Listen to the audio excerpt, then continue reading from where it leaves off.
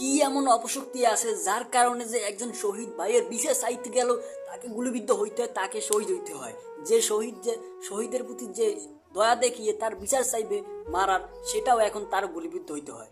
কি এমন শক্তি আছে, কোন শক্তির কারণে এটা হচ্ছে আমরা এটাই জানতে পারলাম না। আজকে শহীদ শরীফ ওসমান হাদি ভাইয়ের গুলির হত্যার বিচারে রাস্তায় নামছিল আব্দুল্লাহ জাবের, তার ভাই এবং আর সহকর্মীরা যারা আছে তারা ইনকিলাব মঞ্চের, কিন্তু আজকে তাদের উপরে গুলিবিদ্ধ করা হয়েছে পুলিশ প্রশাসন মিলে। কোন শক্তির কারণে এটা হচ্ছে?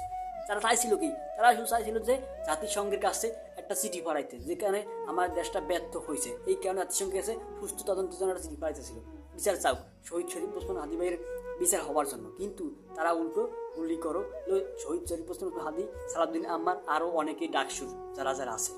শক্তি আছে যে শক্তির কারণেই আমাদের গায়ে তো আঘাত ধারা করা হচ্ছে। এটা অবশ্যই সুস্থ বিচার চাই আমরা। কেন এটা করলো? কেন আজকে আব্দুল্লাহ জাবের ভাই মেডিকেল ভর্তি, কেন তার গায়ে গুলি করা হলো? আজ প্রায় 2 মাস হয়ে গেল শহীদ শরীফ ওসমান হাদি ভাই আমাদের মাঝে নাই, তাকে গুলিবিদ্ধ করে শহীদ করা হয়েছে, কিন্তু আজও তার বিচার তো হইলই না। উল্টো আমরা বিচার চাইতে গেলাম, সেই জায়গায় আমাদের গুলিবিদ্ধ হইতে হয়। সেই জায়গায় পুলিশ প্রশাসন আমাদের গায়ে গুলি চালায়, গ্রেনেড চালায়। আজকে কতগুলো লোক মেডিকেল ভর্তি। কেন? তারা কি শুরু করছে? এটা 24শে আন্দোলন কি আমরা আবারও রাস্তায় নামবো? সেটা আছে, আমরা সাধারণ জনগণ রাজি আছে। এখন যদি বলে এখন রাস্তায় নামতে রাজি আছে, কেন আমার ভাইয়ের গায়ে গুলি করা হলো? কি দোষ ছিল তার? তার দোষ ছিল একটাই, কি যে শহীদ ভাইয়ের হাদি ভাইয়ের বিচার চাওয়ার জন্য।